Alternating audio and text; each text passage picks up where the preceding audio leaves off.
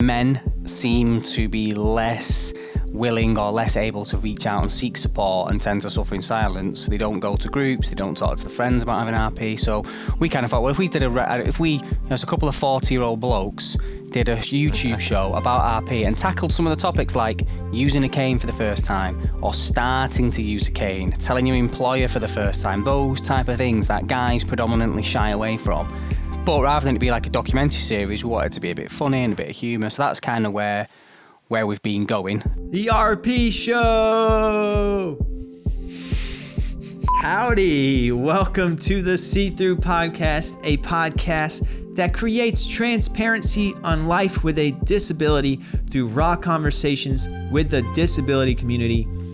I'm your host, Lance Johnson, and I live and podcast with the eye disease retinitis pigmentosa, or RP for short.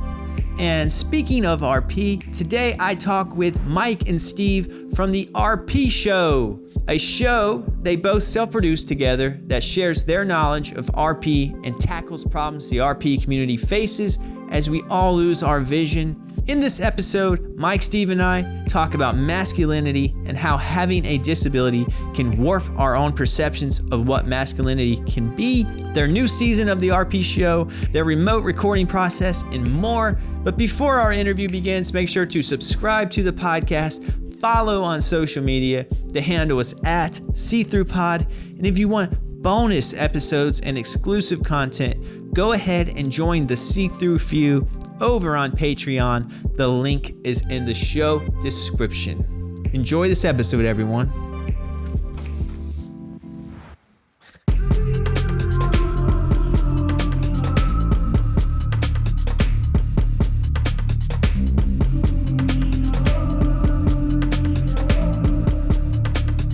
And Mike, you're gonna have to be careful, man. You use the green screen. I do. I can put whatever I want behind you. You man. can. Put a job behind him, that'll look cool.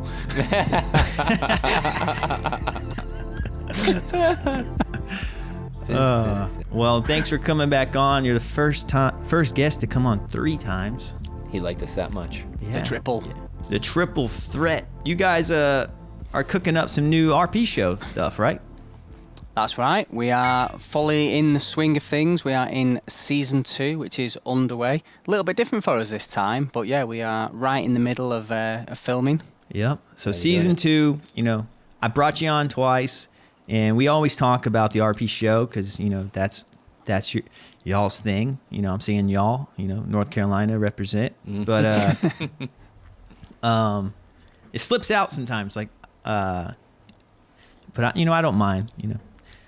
And by the way, you said in the email earlier, I was having a conversation with Steve, and he said chin wag in an email. Oh yeah.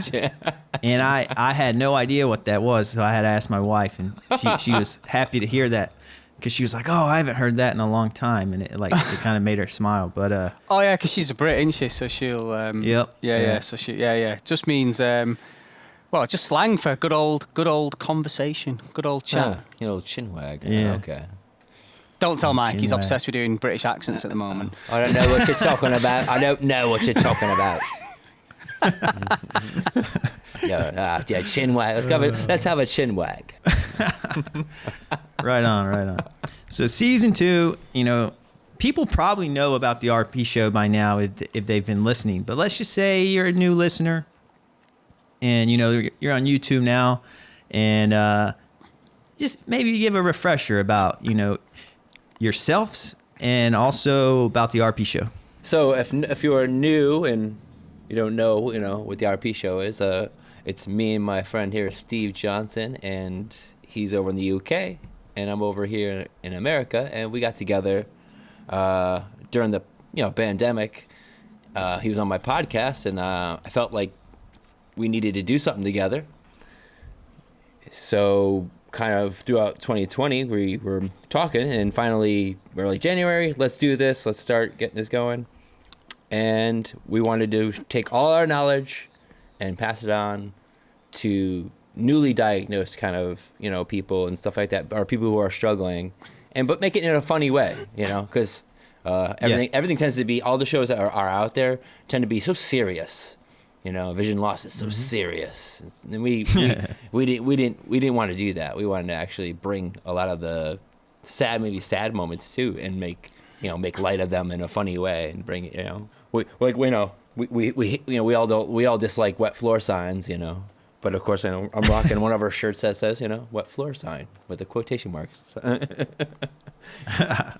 Yeah, I love the humor you guys bring, and it seems to do really well on online, like on social media.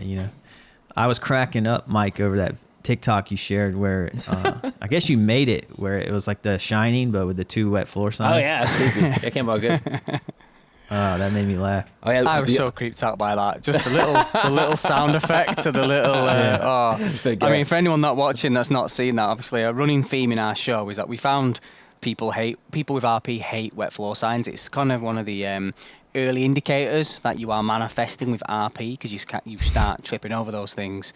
So as people with RP find us and find our content, that's one of the things that kind of unites everyone. Oh my God, I thought it was just me that hated wet floor signs. And then Mike took that one step further into like this little Shining episode being stalked by 2 wet floor signs, and I'm sure there's going to be more to come on that. But it's kind of like geeky RP humor, I guess. Yeah, you can find us on TikTok at the RP Show. Yeah.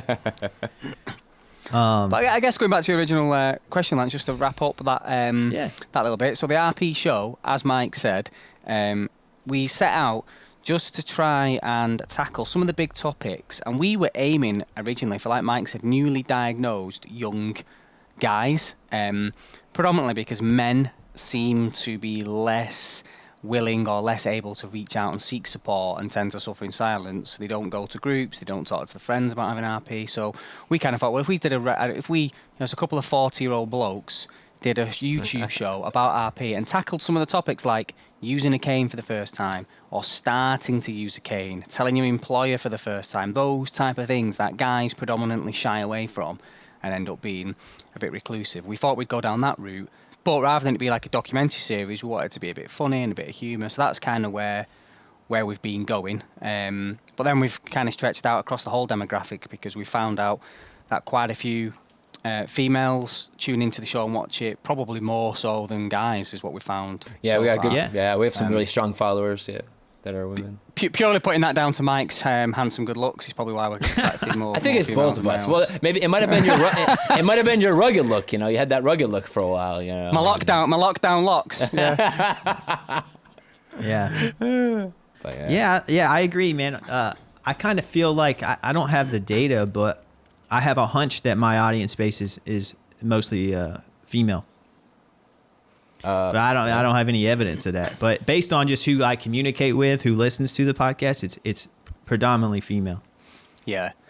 Well, it's well known, isn't it? And I'm sure we're going to get to this, but men are less likely to seek help. Men are less likely to talk about their feelings. So men probably have a lower propensity to come across our content, I guess. Whereas I tend to think females are just generally more mature and would seek support and support networks out, probably more proactive than men. Which I know I'm casting massive aspersions, but that's just how it appears to be. Yeah. I definitely want to talk about, that's actually one of the biggest topics I wanted to talk about today was masculinity.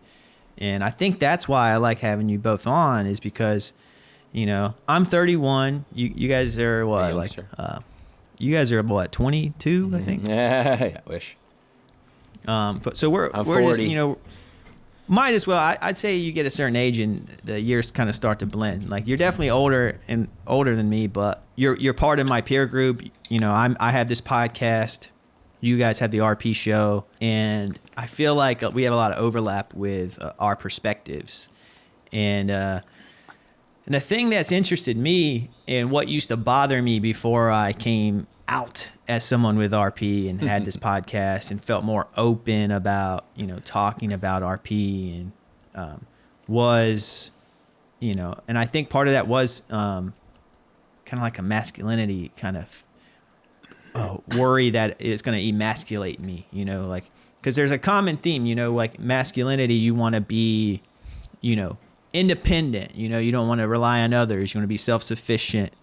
And sometimes when you have a disability, you have to rely on others every now and then to kind of get certain things done, and your ego can kind of get in the way of that if you let it, right? So yeah, totally. And that happens to me still, like if I go on vacation and I can't drive the rental car, I feel like, am I less of a quote unquote man or things like that, and we're all married here too. And then, so sometimes I'm wondering, I'm like, I feel like I'm competing, with people who are fully sighted, or, like I view it as a competition, and it kind of I feel like I have thoughts in my head all the time about how do I keep my masculinity strong while losing my vision, while having to rely on others more. And that's a fear of mine that those around me are going to, think of me as like a burden or something like that, or less masculine. Do you think I'm onto something here, or do you? I mean, you could just do what Mike did. Go head to head and become a housewife. That seems to have sorted all Mike's masculinity issues straight out. I mean, he's at home with Penny making apple pie for Thanksgiving. All that stuff. He's totally embraced it. Like the Queen video. I want to break free. That's Mike hoovering up, making pies. He's just there. He's just fronting it out head on, aren't you, Mike? But then I have to do everything. I run the whole household, so it's like I could definitely relate to what you're saying, Lance. Is that I feel as a husband, and also now I'm also a father. That's a lot of pressure to. I want to maintain that, especially to my son, that dad could do all these awesome things, and that maintains. I think doing those things helps you like kind of maintain that masculinity, But there's definitely things that I worry about as I get older, that I'm not going to be able to go out there and mow the lawn. I'm not going to be able to get out there, and there's going to be certain things that my wife, I think, leans on me still. Like, I'm my wife's rock. Sooner or later, that rock starts to crack, and it's like, what do we do, Because it's not, like you said. What's the least thing, Mike, that makes you feel least masculine? Oh, definitely. I mean, like you said, I remember always, driving my wife around. I felt better, I feel like, I should be able to, hey, let's go, hop in the car, let's go. And like, even just something small like that, not being able to take your wife out on a date, like you taking them out, or you're opening the door for them or bringing them into, it's like all those small things, like she's leading the way. She has to show me around. Like those could be in your head, especially, like Steve always refers to as the camel toe, and being dragged around, and you're like, I'm not a child, and you feel just like it's just not being able to do things like that where you used to be able to, especially if you remember being able to do them. Yeah, it's a blow to that's mine. I'm with you there, Mike. That's mine entirely. Like when I first started dating Anna, it's like, I wasn't using a cane, but I had stopped driving at night, and dates are predominantly at night time, aren't they? So it was like, oh, you're going to pick me up? And it's like, actually, could you pick me up? And then it's like, and like to Lance's point, I found it really difficult. Like then not only asking to be picked up by the date, but then also needing help to the car because it's pitch black outside. And that's just like not how the dates go in the movies. The guy pulls up in the car, jumps out, opens the door for the girl. Whereas me, I'm falling over flower pots on the driveway, trying to claw my way to the vehicle and climb into the car, being helped in like some kind of invalid. And that's very like demasculating, isn't it? Yeah, it is. It's, because it is like there's common like stereotypes of what how things should be, and for the most part, sometimes stereotypes are spot on, and and I don't want to use the word toxic masculinity, and that's not where this conversation is going, but there are expectations for men to do specific things, and disability or visual impairment sometimes can leave people around you scratching their heads, or And it can be the smallest things, like you said, Mike, going to a restaurant and just finding your seat, or opening the door, or you know, and it can add up. It can add up. So I guess since we know these things can add up, how do you stay sane? How do you keep your what do you do to combat these negative thoughts? Because I mean, you both are very masculine dudes. Like, you both work out, you're in good shape. Mike, you work on old cars. You know, Steve, you're a full-time worker. You have a very active lifestyle. It's like your vision's out of your control. It's something that you were born with. So how do you let something out of your control? How do you take control over it? You know. Well, do you know what the worst thing is, right? Well, not the worst thing, but a good point about this to mention, especially to people watching that might find themselves in this situation, and maybe even yourself, Lance, is like when you're 20, you start to become less aggressive from the age of 27, apparently, as a man. That's when your testosterone levels and your body starts to change. From 27 onwards is when you start that sort of chill out period.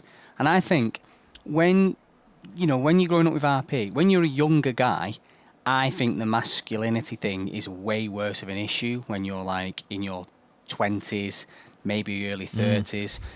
Early 30s as well, because in early 30s, a lot of big things happen, like you are likely to get married, you are likely to have a child, and like Mike says, you know, becoming a father, becoming a husband. They're very big milestones on the sort of masculinity spectrum, aren't they?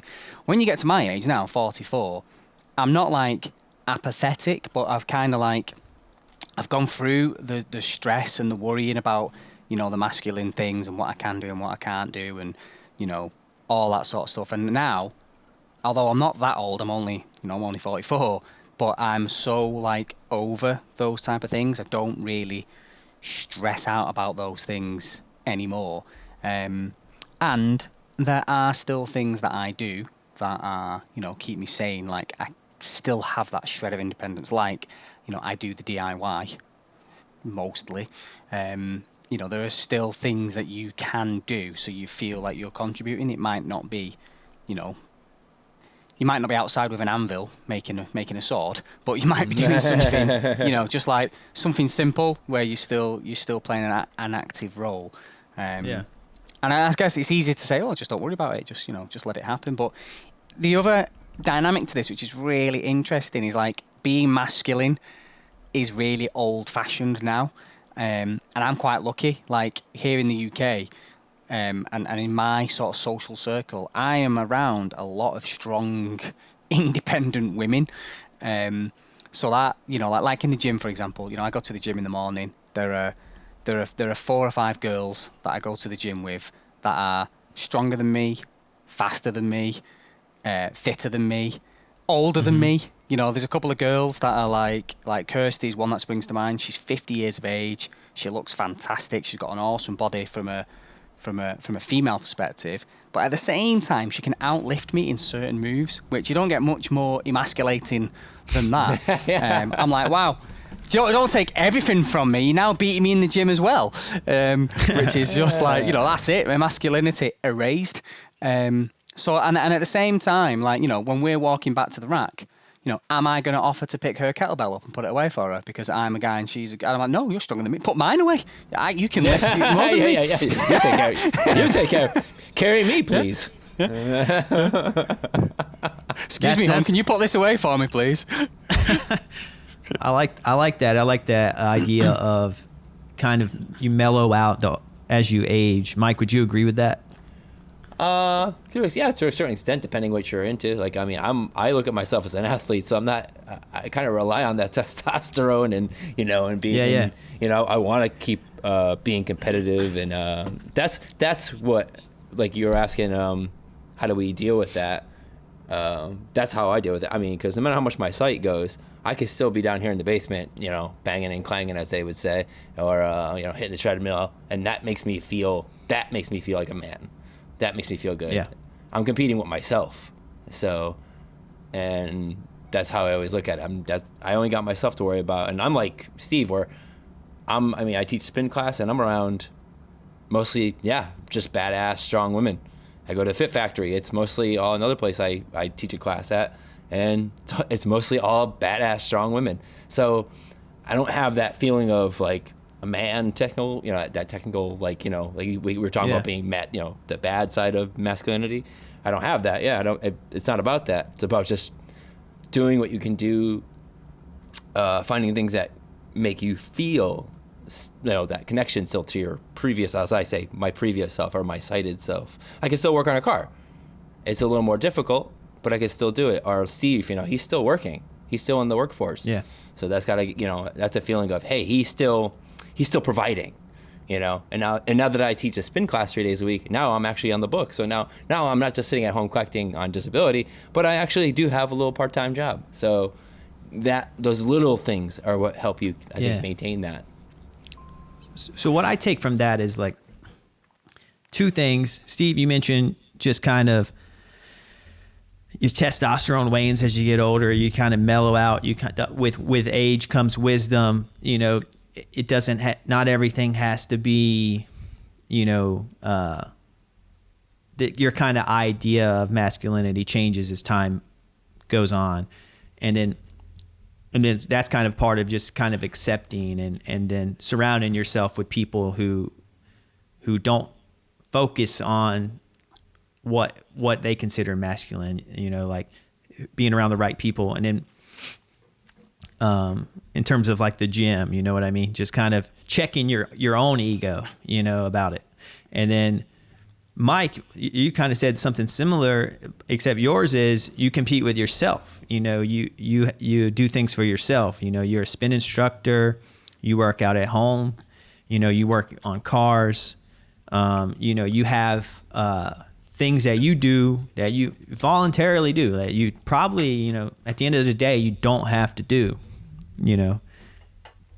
But that's what keeps you motivated and I think other people see that, when you're active and you're doing XYZ to kind of keep yourself motivated or have a reason to get up in the morning. I think people take notice of that. So like when you're posting you working out or, you guys are just doing something like the RP show, that takes a lot of time and energy. And I think those around you see the passion in that, and that's a positive attribute, and not everything positive has to be linked to masculinity, I guess is what I'm taking that, and then also what I take away from that is that it seems like you guys both, are around a lot of women who, are also badass, and the times are different, and, and women are more independent now, and you don't have to rely so heavily on kind of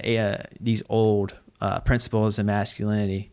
But at the same time, I will say it's ingrained in our brains, I think. And so it does take work, and I think I appreciate what you guys both said. So let's flip the scenario. Say you talked about being with around women. What's it like when you're around, your male friends who are sighted, and they're able to do things that you can't do? Do you feel left out? Do you feel like you can't relate to them? Do you feel like they can't relate to you? Do you feel like they view what, like the RP show and the things you do you think they view that as masculine, or what do you think their perception of your masculinity is? Well, interestingly, I think mine is really warped because of my RP. So me and Mike were talking about this recently around, like inspiration. Like we just done an episode on it, the last episode of the RP show. And me and Mike were joking and making fun. Like sometimes we get told we are inspirational. Sometimes just because you've got both your shoes on the right feet, or because you've done a skydive. It's like, so amongst my male peer group, I am a very masculine badass because I do stuff that they believe they wouldn't be able to do if they were in my position. So a classic example, this weekend, we've just put all the Christmas decorations up. So I've been at the top of a 3-story ladder right up to my roof. I saw that. And I've nailed lights all the way around the perimeter of our house. And lots of my male friends have been like, I really wish you hadn't put that on Facebook because my wife wants me to do that, and there's no way I'm going up that freaking ladder because I'm too scared. But now, because you've done it, then I'm under pressure to do it because they're like, well, he can do it, and he's blind, and he's got up to the top of the ladder, and he's done all them lights, and it looks amazing. Why are you not doing it? And my mates are like, oh man, can you not put stuff like that on Facebook? Because now I've got to do mine, and it's like so. And they're like, they can't believe I have pushed myself to go up that ladder and do that task, which is probably not the best or something I would recommend other people with my condition do. But at the same time, I'm like, well, I want to do it. And who do I want at that top of the ladder? Do I want Anna up there, who's cack-handed and probably will either electrocute herself, snap the lights, or fall off? Or do I want to go up there and do it? So, and Anna had no desire to go up the ladder either. So she's like, well, I'll hold it and, you go to the top. So around the guys, it's actually a good thing because they're like, yeah, I wouldn't do that if I was you. And like if we do something else like going skiing, they're like, I wouldn't do that if I was you. I don't know how you do it. So I get a lot of respect in that regard. But then there are other times because like in England especially, we've got quite a beer drinking culture, going to the pub. And I'm just like at that phase now where I tend to drink wine, and if we're out with the girls and all the girls are ordering bottles of Prosecco. Do you drink Prosecco in America? Prosecco? Yeah. Prosecco. Yeah. So if all the girls are drinking, a lot of it. yeah. So if we're ordering Prosecco, and it's at a table setting, say there's 4 girls, 4 guys, and everyone's, oh, what we're having? Oh, lads, oh yeah, I'll have 4 pints of Stella and all this, and then the girls, oh, should we get a bottle of Prosecco? And then it turns to me at the table and they're like, what do you want, Steve? Are you going with the guys and having a stale, skanky beer, or do you want a nice fizzy Prosecco? And I'm like, I'll have a Prosecco. And I just don't care. And the lads will sometimes just mock me because I'm drinking a Prosecco in a nice tall flute glass with the girls, and they're all like, no, we must drink beer. Even Mike has took the piss out of me. He's took the mick out of me for this, haven't you, Mike? When we've had a drink. Yeah. Oh, that's because you joke. You thought like you had to fit like American style, so he shows up with like the most awfulest beer, and I'm like, that's not what I drink. Like you joke. Would you have a Corona? Oh, I think it was a Corona. Yeah. Yeah, you're like, oh, I'm drinking it because that's what I thought you would. I'm like, no, I drink a good beer. So yeah. In fact, I think it was actually a really frothy Prosecco in a beer glass. And I think I just told you it was Corona for the shame. I'll just tell him it's the. No, but I know what you mean. I'm with Steve though. Where basically, yeah. I mean, all of my friends. I'm a beast, or I'm an inspiration. I'm one or the other. I'm just like people think I'm crazy because all the workouts I do, nothing to do with my vision, just the fact that my work ethic and stuff with that. And then yes, anything I do that's even a sighted person might think it's crazy. It's like they're like, oh, you're doing it, and you have that. So it's most of the time it's I'm a beast in this, but at the same time I listen to music that my wife makes fun of me for. So.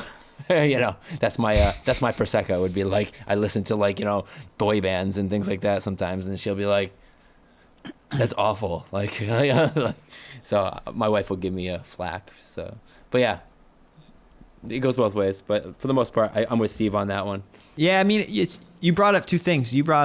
Mike, you brought up music, and then Steve, you brought up alcohol choice. It's just kind of, those are perfect examples how everything almost can be broken down into like if it's masculine or feminine, and like and I just find that funny because I like to drink wine. I love red wine. It might be my favorite kind of alcohol, but I also like Bud Light, or get out, and I go get to off craft, the show. and I go. Yeah, get out of here. And I also go to craft breweries a lot, and I can be I can be a beer snob, but I try not to be because I'm from the South and everyone drinks cheap beer, and I don't want to be an outcast. I don't want to be an outsider, so I got to keep one foot in the door, So, but yeah, music is I'll listen to some things that my wife is like, really, you're listening to Taylor Swift, I'm like as he's belting it out, he's belting it out, leave me alone. yeah And I've had a long, hard day. Yeah. Yeah, exactly. But it's like, I guess the point of that is you got to do you, like if you like something, you just got to do it. And I think people will respect you for it. I think people won't respect you if they know you're doing something for the sake of being viewed as masculine. You know what I mean? People can see straight through that. I think we all know those people. We all know those guys at the gym who are trying so hard wide to be shoulders, macho. like yeah. And do you think women see that and are like, "Ooh, yeah"? Well, I mean, I think there's certain women that do. Those women aren't the women we want. No, that's not. So, No, right? We know. Yeah, they don't. They're not the ones. Yeah. So so there's I don't know. There's a wide spectrum of things, I guess, when it comes to masculinity. I find myself to be really fascinated by it because I feel like that's where most of my internal struggles with RP come from. Is I tie it into my masculinity. Oh, how about this? I say, sorry to jump, but I was gonna say, how about this? How about this? My wife will sit there, and they'll share the pictures of Jason Momoa. Do you know who Jason Momoa is? Aquaman. Oh yeah, right? Yeah, I mean, oh my God. Yeah. So that's the running joke I have with her because she's like, we'll be like, she's total feminist and all that stuff, but yet she'll put that stuff on her Facebook, and I always be like, you have Jason Momoa right here at home. I'm like, hello. What about me? I'm like, I've been busting my ass in the gym here, and I don't hear, I don't see you posting any pictures of me on your Facebook. Yeah. Check out my husband or anything like no, yeah. So yeah, that's where my little ego comes in. Where that goes, I'm busting my ass here. Like I think I look pretty good. Hey, why don't you give me that? See, that is a reality, though. I think a lot of women wouldn't like to admit is they kind of like a tiny bit. They like a tiny bit of toxic masculinity. They like when you do that shit. They like when you lift a heavy weight. Oh yeah, they like when you do something, that's considered manly. Like that gets them going. Opening a jar of pickles. But they don't. I got that for you, honey. Yeah, so yeah. it kind of, yeah, the pickle thing. That's a big one. Yeah, you're like, yeah. But I guess the reality is that that women do like a little bit of it, and I think, it's not just a problem. I think men deal with. I think women kind of perpetrate the problem a little bit. I don't know if we want to go there. I just wanted to make that point, but totally. There are expectations that I think come from women. I think it's who you surround yourself with. Like I mean, like me and Steve both have very strong women that we're with, or married to, and or we surround ourselves other him at the CrossFit gym or me at where I'm training and stuff like that. If I'm not training at home. So we're just, or when I do Spartan races, I mean, I've seen so many just women that, like Steve said, that would kick my ass. Yeah, so I'm not as, like, I have to be a man, but there's definitely moments where I like to be, and there's definitely moments where, I like to show off, or something, it makes you feel good. So it's there. I think some of it gets confused with being a gentleman rather than being masculine as well, doesn't it? Obviously.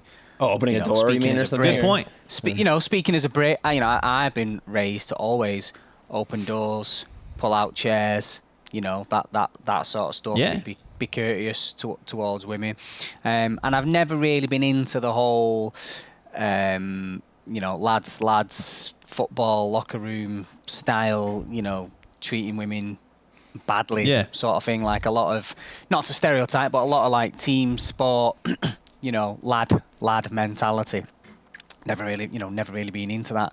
And I've not seen that have a negative effect on my affiliation with women, if you know what I mean. It's not like all the women go mad for the locker room guys that treat them like shit. Usually it's quite the opposite, isn't it? Mm. Yeah, because like, for example, and I don't want to come off as like I'm bragging in or anything like that, but like I've always had longer hair. And I have a nose ring. My clothes have always been a little bit different, and than what's typical for the South where I'm from. I've always kind of had a little bit of like big city flavor, in the South, and I looked a little different. I had long hair. Everyone else had tight, short haircuts, wearing polo shirts and Sperry's and the kind of standard, outfit. Mike, you know what I'm talking about. Yeah, I got you. Frat guy stuff. And Frat guy, that's the word I was looking for. Yeah. I was trying to think of an American. I was trying to think of an Americanism you've done this stuff. Yeah. Frat guys, yeah. But it never hurt me like with women. Like I never had a problem with women, and like I think they like that. They like confidence. I think women like confidence, and when you're being true to yourself and you're just being yourself, and you kind of, in a sense, women may find it refreshing that you're not trying to be macho, and that you know what I'm saying. So it's like, at the end of the day, what is the advantage of being masculine? Are you trying to impress your guy friends? No, you're trying to impress women. That's the whole point of. That's what everything's tied into. So at the end of the day, if you think about it like that, I guess that'd be my advice. Is it's all about finding female partners, and we're all married here, so we can only talk about this so much. But it's like I don't know. I don't know. Would you say I'm off there, or no? Would I think you you're agree? right. I think like if you take this back to the sort of primal roots, if you like, when you're in those teenage years and your testosterone and hormones are high, back to if you think of us as like in an animalistic sort of primal. That is the thing in it, to attract a mate, to continue to keep the species going, to to mate and reproduce. And within that, there's a certain degree of peacocking that has to go, isn't there? as in to attract a mate, whether that be showing off at the gym, busting moves on the dance floor. And it goes both ways. Women do exactly the same thing, don't they? They do. In bars and clubs, they were wanting to.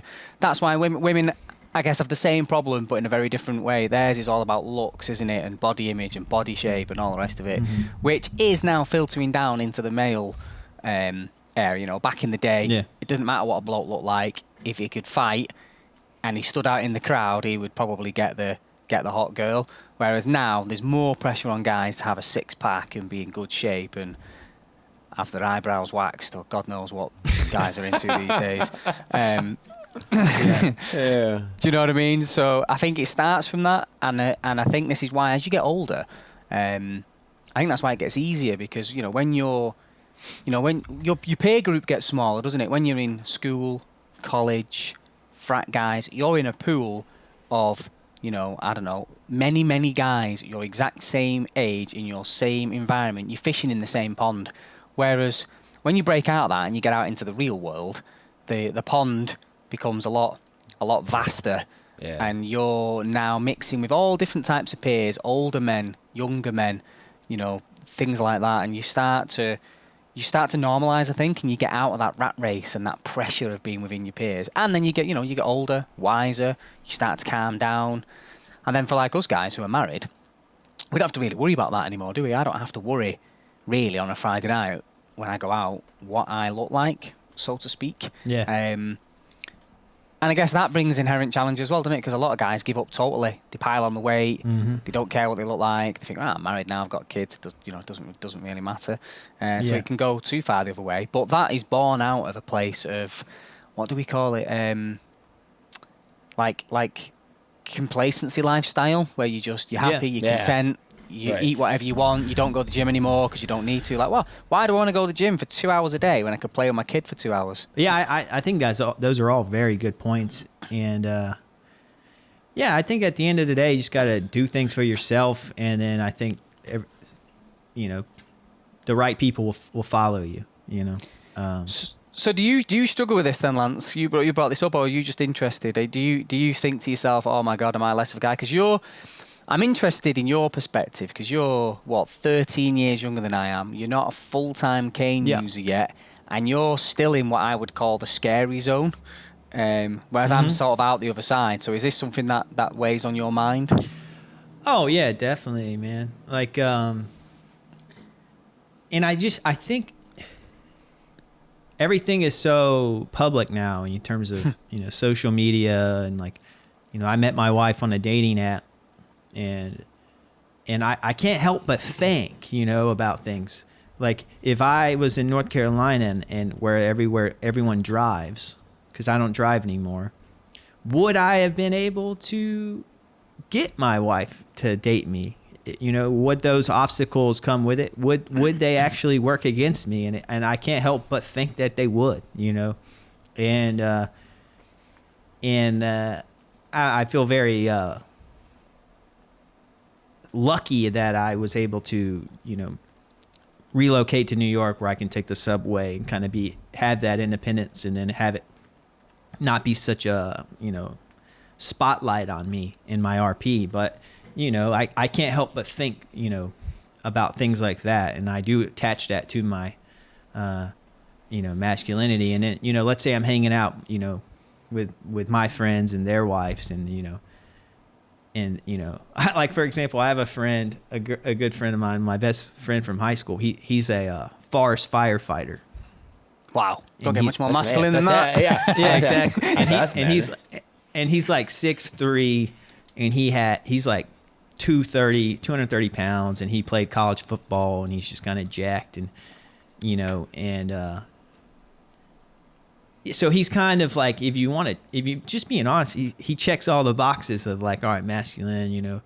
And my lifestyle is so different than his, you know. Like, I'm in New York City, I'm a video editor, you know, like, you know, he's out in the forest cutting down trees, I'm sitting at my desk working on social media content, you know. So, you know, it's just, when I'm around, you know, sometimes I can't help, and I think that's just a general human thing, human, like, man thing, like, just in general, like, it is I can't help but think, is my wife into that? Like, would she be into that if I was like a forest firefighter? You know, you know. So it's like, is that what she wants? Because I'm the opposite of that. You could like, borrow the uniform maybe if you asked them. Right. Yeah. Yeah. I have a cowboy hat, and if I put that on, my wife really enjoys that. That may be TMI though. Firefighter Lance Johnson. It's got a nice ring to it, you know.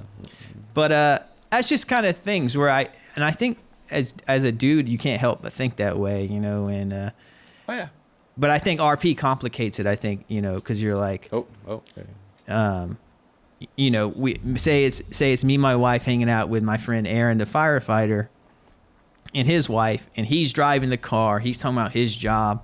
You can't help but be like, oh man, this guy's showing me up right now. You know what I mean? Yeah. But you got to remind yourself, hey, you're your own individual. You have your own career, and your wife fell in love with you for a reason, you know, and it's all in your head, I think. For the most part. Also, would you have wanted to be if you didn't have RP? Do you think was that a reason why you switched your career? I'd be doing the same thing, you know. Yeah. So it's like it's just kind of comes with the territory, and I think RP kind of shines a spotlight on it even more. And I think it's something that most young men think about, you know, and especially in the age of social media where everyone's on it, you know. Oh, yeah. So like, your wife's going to get on social media. Like, Mike, you're talking about your wife sharing the Jason Momoa picture, you know. You're going to get on there. You're going to see all shapes and walks of life online. And, you know, so you naturally, instinctively compare yourself to others. And so in that kind of environment that is modern day and age of social media, you're like, all right, you know for a fact that your wife or partner knows what else is out there, right? Right. So you kind of are like, how do I compete? How do I compare? And I think, you know, RP is a part of that.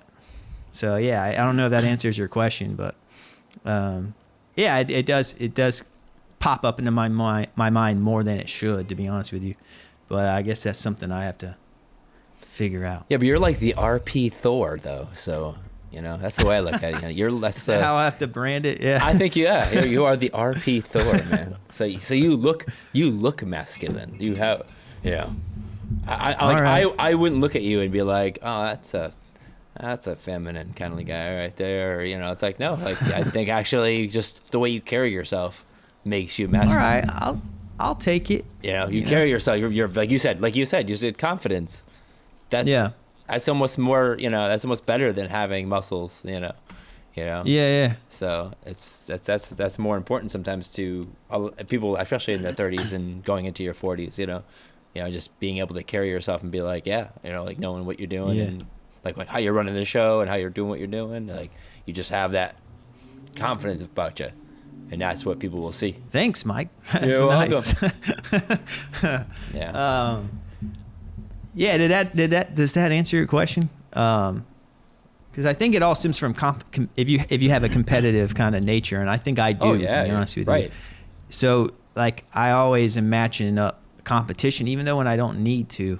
You know what I mean? It could be something like, you know, unrelated to anything, and I'll just be like, you know. But sometimes you need that fire though, so the competition is good. Yeah. It depends how far you take it and what you allow it to do to yourself. It's like having a temper. Yeah.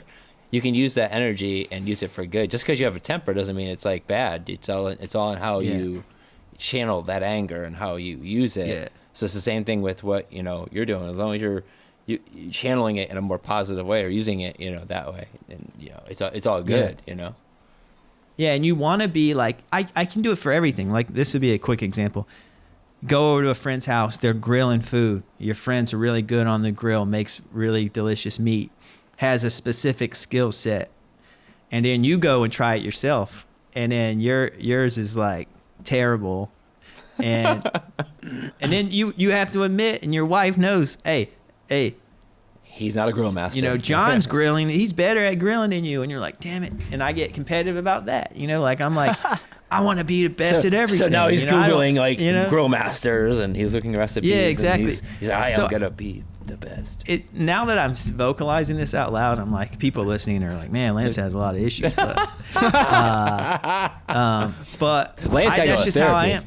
That's just how I am, to be honest with you. You know, I take everything like I take everything almost personally, or like a competition. But like I said, if you channel it right though, so now say you take that and you just go, hey, you know what?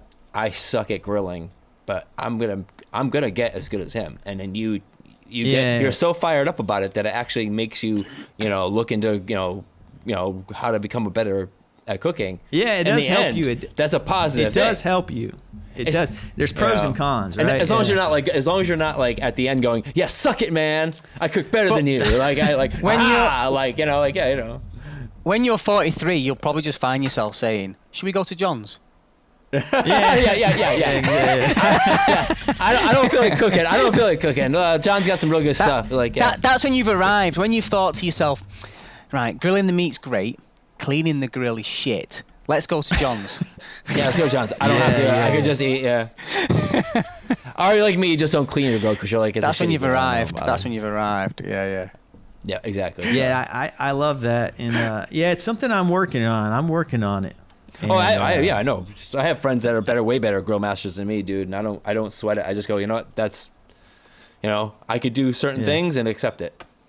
But that's just the point that like I can attach, like I'll even attach the grilling to masculinity. I'm like, oh yeah, like you're feeling like, you know what I mean? Yep. So it's a battle. It's a battle, and a lot of it is your own take on it. And I probably, after saying all this, I realize I have an unhealthy take on, masculinity. I got to figure some stuff out. So, but I appreciate you guys talking with me about masculinity. It's something, I think I brought it up for a reason because, it's something top of mind that, you guys seem like the perfect guest to bring it up with. Is there anything you'd want to add to that, or you think we covered it? I think we nailed masculinity, right? I mean, I think that's nailed. Our world. Cool. All right, let's talk about something else. How about we talk about, I think a good segue into the RP show. I have a couple of questions about the RP show and this new season, but this is a good segue. The shirts you've been making. Cool. Okay, so this has been interesting. Me and Mike have had a lot of fun making these shirts. I think what do they say? The joy is in the process, not the end result. So, it's kind of cool. There's a couple of things I take from this, things that I'm really, really proud and fond of. And the number one, which is probably the most important, is I have genuinely enjoyed, like a Wednesday night when I finish work, dialing onto Zoom with Mike and trying to co-create a T-shirt like me and Mike have never met in like real life. You know, we edit videos, we make the YouTube channel, we've designed a load of t-shirts, and we've done all this like collaborating over Zoom, both with limited vision, albeit my eyes are a lot worse than Mike's. So, you know, he's got the mouse, he's doing the designs, I'm saying make this, make this. We're having arguments about colours, and I'm like, that's not how it looks on my screen. And then I realise I've got my screen inverter on, so I'm looking at something which is white on my screen but black on Mike's screen, and I'm like, oh my god, this is a nightmare. But you know, the joy of doing it, the process has been actually like a really good laugh. We've argued. He sent screenshots to me. He's like, I'm telling you, it's black, and I'm like, it's white, and he's saying it's black. I'm like, it's white, and I'm like, sharing screen. I'm like, oh shit, sorry, my screen's inverted. So we've had a good laugh, and then we come up with a couple of concepts. So we came up with the incognito range, which is the one I think I'm most proud of. And we got the cane font series. Now, you know, the incognito range, we just thought, wouldn't it be cool to have a load of t-shirts that are written in a braille font that maybe say things you wouldn't necessarily print on a t-shirt, just like F you. So at the moment, a popular one we've got going is the snowman. So there's a picture of a snowman, and it says on him, F you. Now, it started, the initial concept was just to have it in braille, because we were thinking, right, the genius of it is if you write something in braille on a t-shirt, technically nobody can read that, because if you can read braille, you can't see the t-shirt, and if you can see the t-shirt, you probably can't read braille. So it's kind of like the perfect crime, because nobody knows other than the person that bought the shirt what it actually says. And then we thought, let's take that one step further. Instead of it just being the braille dots across the t-shirt, let's kind of encode them in the image. So we've got a piece of cheese and 3 mice staring upon the piece of cheese, and the holes on the cheese are actually in the formation of the braille dots that say FU or FURP. Yeah. And then we applied that concept to the snowman. So the snowman looks like a normal snowman. It's not dead obvious that it's braille on first glance, but if you look a little bit closer, the buttons on the snowman are arranged in the braille letters FU, and there's an FURP one. And then we just, we built it out from there, and we did the same thing at Halloween, pumpkins. We did all these different pumpkin t-shirts. Didn't sell a single one, by the way, but it was quite funny. But they're cool. But it was cool, and we enjoyed doing it. It was cool. Yeah. Yeah, so that's been a good process, and actually thinking of the ideas. We've got loads more to do yet, but it's just a case of Mike's time. I'm wearing right now. Oh yeah, the one he's got on. I don't know if you can see it. Caution, wet floor sign. Yeah, I have the tank with the wet floor, and it says FU on it. That's right. Yeah. He does. I remember that.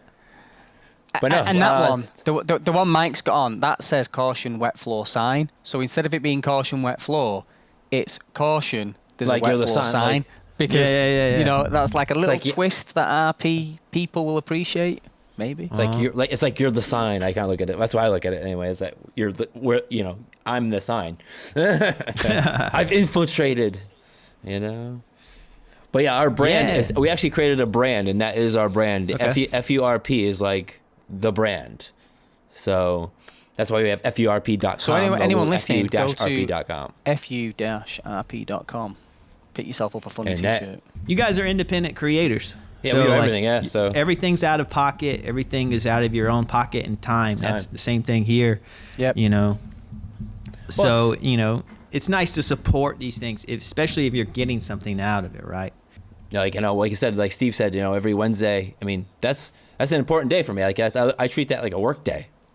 12:30, I have a meeting with Steve. Like it's not, we're going to have to get together and have some fun. It is fun. We enjoy doing it, but it's at the end of the day, it's also kind of a job. I tell my wife, hey, this may be something that is small we're doing now, but it could be, end up being something bigger, and that's what we hope it to be, And another big reason why we created like these shirts and all this stuff is because, and I'll be the one to say it, Steve, is that we're not big fans of like the shirts that actually say our I disease on it.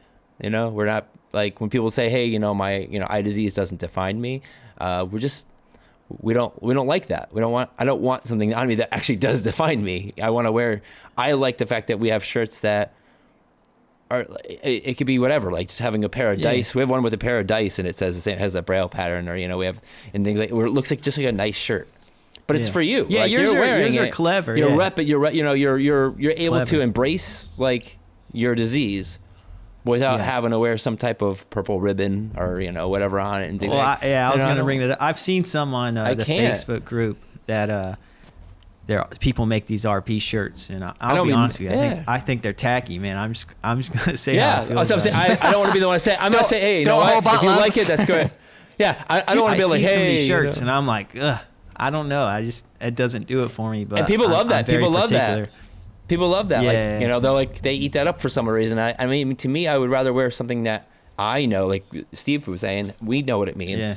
We know what it says. It seems like the purple ribbon kind of shirt that says like RP is something that like a woman in her 50s would wear at like a family cookout, Or the Just Cure It. There's the one that's Just Cure It, like the Nike one, the Just Cure It.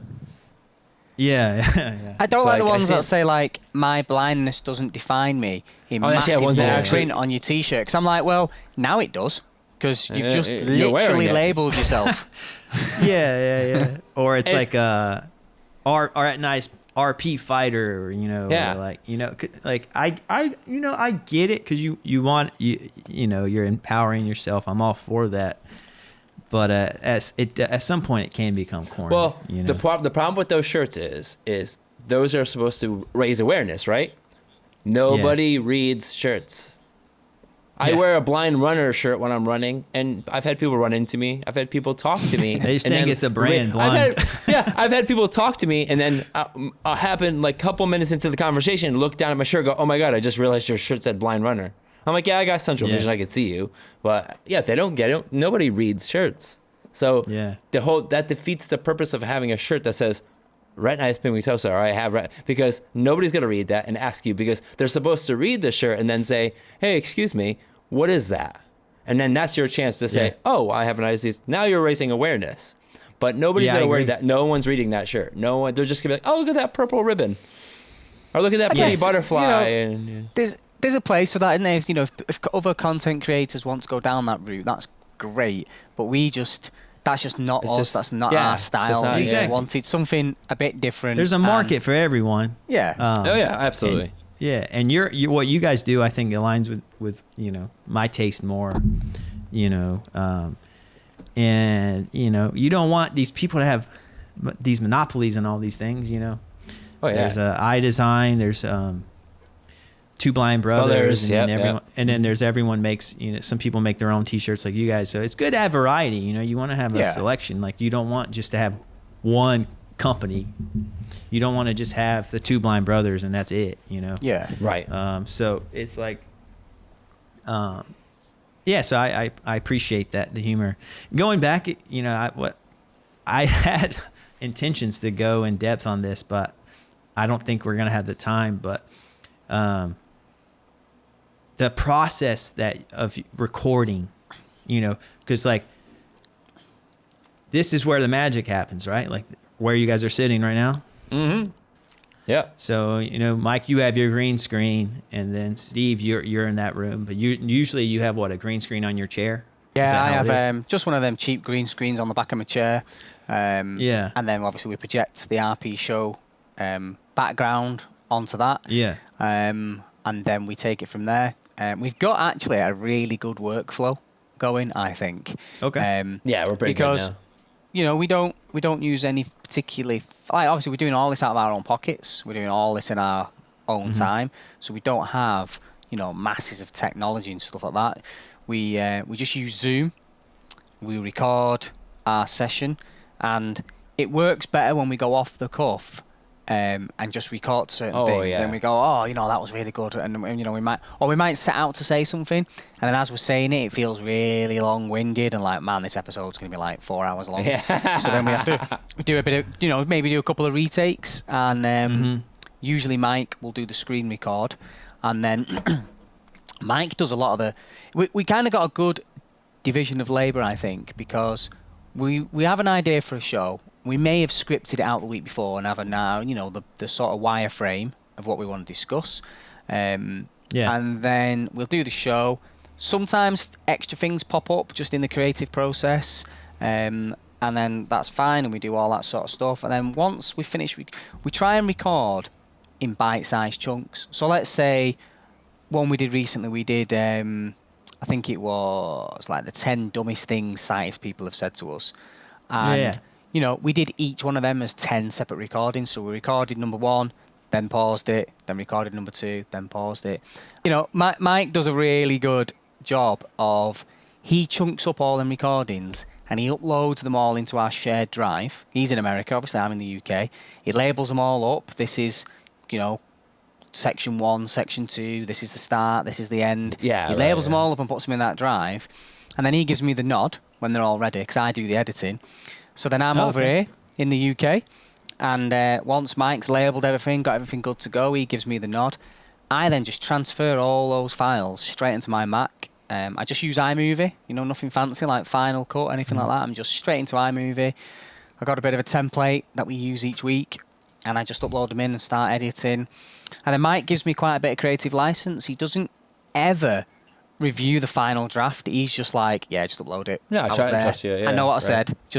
He just gives me full trust just to, like, you know. So that's when I sometimes mess about, tweak Mike's voice, or, you know, do the little outtakes and stuff. Just, you know. So, and that's it. That's the process, and it you know, it works.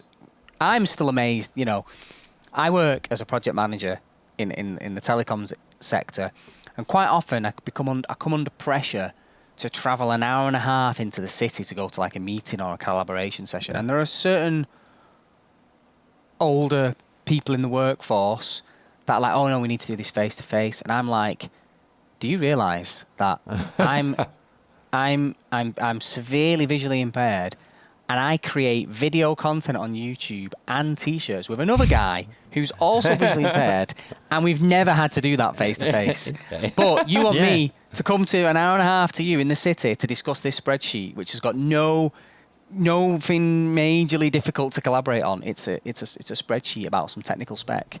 It's you know, so it's amazing to me. I love it. It's just so he looks good to his boss. That's it, basically. Yeah. So I'm really, you know, me and Mike talk about this all the time. We're kind of in awe, you know, we're in our 40s, and you think to yourself, God, 10 years ago, this wouldn't have been possible. When I was your age, Lance, we would not be able to do this. It just wasn't physically possible for me to share and stream whilst editing a video real time to Mike in America. It's amazing. I love it. It is amazing. And I wouldn't be able to do this podcast even 10 years ago. No. No, right. So it's wild, and I love that people are taking advantage of it, including myself and both of you. I was curious about who edited and whatnot, because I'm a video editor. So I was like, I wonder their process and how much is scripted versus, you know, off the cuff and very little, things like that. I'm going to be a guest on the RP show. That's right. Yes. I don't know when week? it's going to air or which one's going to air. The 22nd. 22nd. Right, I think. 22nd. Yeah. Day after my birthday, bring me a present. But I think that's neat, and I think that's cool. Like the fact that you both have no experience in video production and you're this kind of content creation, and you're just. You mean you couldn't tell that from the show? Then you just do it, and then you do a season, 2 seasons. You're covering wide topics, all done remotely, you know, internationally. I think it's impressive. T-shirts, and we have all stuff. Like we've done a lot. I was reflecting on that recently myself. Just like the all the stuff that Steve and I have done this year has been like crazy, and it's only like we just started really. Yeah, I think it's awesome, and I think it's, if anyone's listening and it just has that, you know, inkling they want to start a project, a creative project, I think just start it. You know, you don't need fancy equipment. You just need a webcam and some sort of cheap microphone, and you know, the whole thing is just, if it's interesting, it's interesting. You know what I mean? Oh yeah, my friend Drew says he's a professional like audio guy, and that's what he said to me. He said, you know, the best microphone that you have is the one that you have. Best microphone to use is the one you have.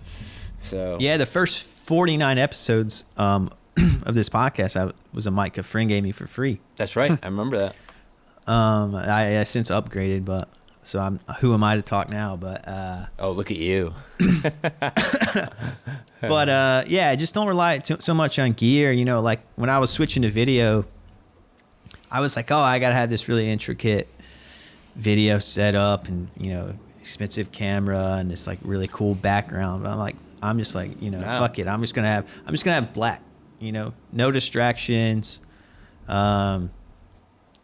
Either like what I'm saying. Like, the whole point is to listen in. You know, it's like, so it's like, don't overthink it. You know, just don't overthink. Just make and do. I'm in a basement, man. Yeah, he's in a loft. You know, it's like we're not any, you know, we have there's some irony in that, isn't there? You know, you're as low as possible in your house, and I'm like as high as possible in my house. And I think it's funny, middle ground. When we started, like, if you watch our first couple of episodes, they're quite bad from a technical standpoint. Like, I didn't have a green screen. When I'm moving, the background's fading in and out. It was at least the first 4 episodes when I had the microphone plugged in, but I didn't realise it was using the webcam microphone. You're doing one. And I was editing the show, and I'm like, man, Mike sounds really warm and raspy in his voice, and I sound like I'm in a can of Coca-Cola. What the hell is going on here? And Mike's like, oh, you need a new mic. You're such an idiot. You should have bought a new mic. I told you this before. And I was like, Mike, I bought like 5 microphones, and it still sounds rubbish every week. And we're getting feedback in the comments saying, good show, guys, but Steve's still really quiet. And I'm like, what the hell? And then one day I noticed in Zoom it said USB web camera microphone, not the expensive one that's plugged into my Mac. And I was like, oh, man. Yes. But, you know, like you said, though, the show must go on, and we just thought, well, we'll just keep rolling, and eventually we'll buy more equipment as and when we get a chance. Learn as you go. Yeah. That's it. You know? It's like, learn as you go. It's the same way I treat my athletic events. I just sign up. It's like people say, I want to do a 5K, and then they just keep talking about it. Just sign up. So you want to start a podcast? You want to do a YouTube channel or whatever it is? Like, yeah, just do it, and you just learn. You learn along the way. One other thing I would like to say on this subject is, like, how cool is it that us 3 are having this conversation? Like, you know, I'm over here in the UK, in the northwest of England, and I'm talking to a guy in New York and a guy in Connecticut who I would never, ever have met or ever spoke to if I hadn't have gone on this journey. You know, the chances of bumping into you 2 guys and chatting to you is awesome. I find it really, you know, I'm really glad that I have found you 2. You know, it sounds kind of lame, but it's like this would not have happened had we not have done that podcast, and then if we hadn't have started the RP show, we wouldn't have started talking to you, Lance. If I don't start the podcast, if I don't start the podcast, we're not here. Yeah, you know, because I wouldn't have had you guys on, and then, you know, we wouldn't have gone through all this whole thing. It's like, it's all wild to me. No, yeah, I agree. I'm always blown away at the friendships I can create just from doing things like this, and I'm blown away by it, and I think it's awesome. Like, I do have a goal. Like, I want to have a podcast studio where I can have guests like come in and in-person interviews. But at the same time, it's like you don't need to be so limited by that. And I'd rather make content now and interview you now versus wait until I can fly you in, and you know what I mean? So it's just take advantage of the situation and how the world is right now. Everyone's stuck inside anyway, so you might as well, you know, make use of your time. Well, speaking of that, I think we have a guy coming up to me, actually, because he's going to be on I think we're going to do both the podcast, and he's going to do my YouTube, the YouTube channel. But like, nice. Here, he's going to fly out from Atlanta, Georgia, and come here in person. So it's like, that's weird. The fact that we've come along this far, that we have somebody that's going to fly out, you know, to be here, you know, like, it's weird. That's cool though. I mean, that's the goal. You got to have goals. You got to have big aspirations. They'll keep you know, that fuel in the tank, because, you know, it is, you got to have fuel in the tank here, because like you said, this is your free time and your money. So you better get something out of it, right? Absolutely. I mean, next year I'll be flying out next year to see Steve in person. Next summer. Nice. Family trip. So. That's awesome. So what are some topics, or do you want to keep them off the table? Do you like having there be a sense of element of surprise releasing episodes? We got some stuff that we probably want to keep on the wraps, but we can tell you the next few episodes, we are now starting to have guests on for the first time, and I have got a sort of specific topic in mind for each guest, and that's why we've sort of picked them. So when you come on, I've got a couple of set questions that we want to discuss with you, and we've picked a few other guests that we think are going to be the type of people that would inspire the younger generation. Now, I don't know if you class yourself as an inspirational person. Would you say you're inspirational? Or do you feel that you, or at least do you feel that you try to inspire people? No, he's going to say no. He definitely doesn't. He's just gonna be like that. I guess I try to have conversations that help people and let them decide for themselves what they want to do.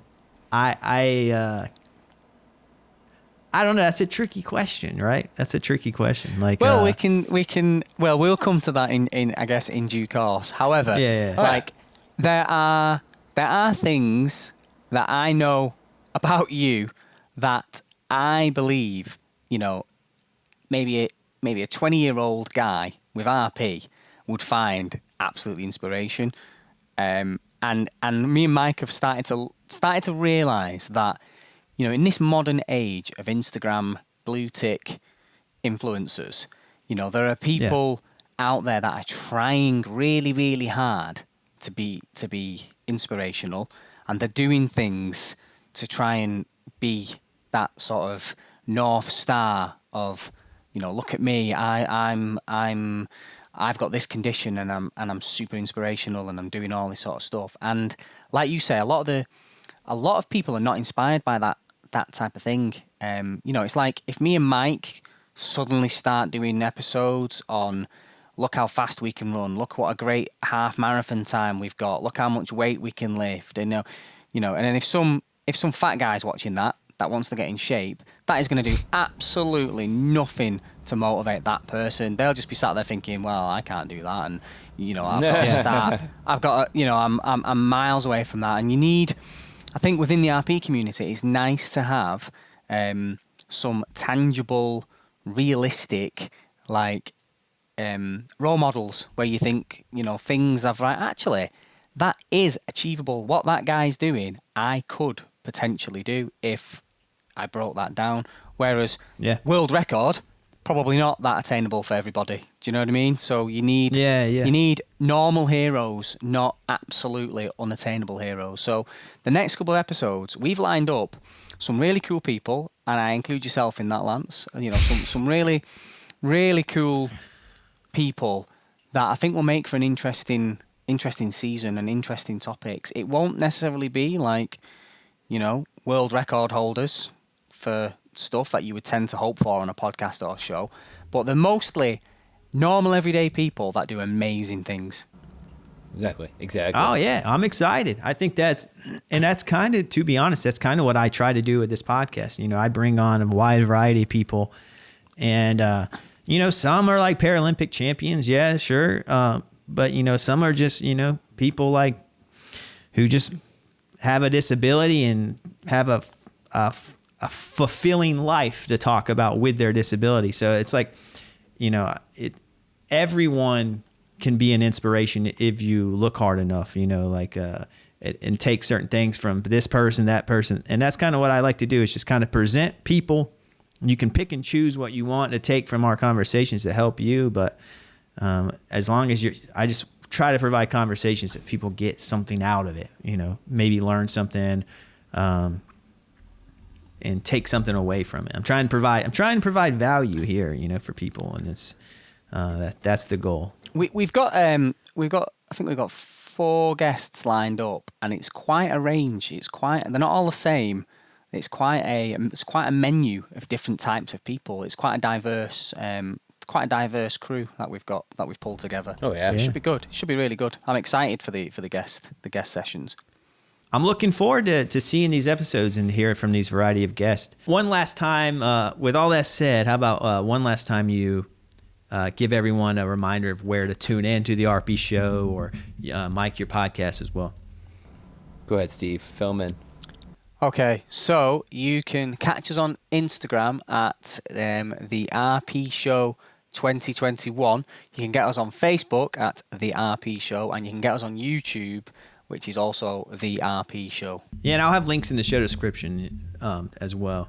Yep, and I'll be Mike? podcast. You find it pretty much on like every platform, really. I mean, whether it be Spotify, Apple Podcasts, or Anchor. I host it on Anchor. And that's basically Living Free with RP. So. Right on. And if everyone's listening, just click the show description. I'll have links there. Go check out the RP show and Living Free with RP.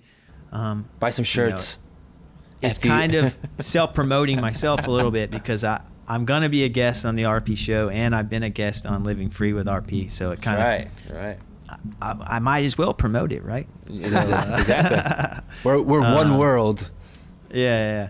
But I love chatting up with you guys, and that's it for this time. Until next time. But enjoy the rest of your your night. See you. Enjoy your day, Mike. But thank you. All right, take care. Take care. Okay, see you later, guys.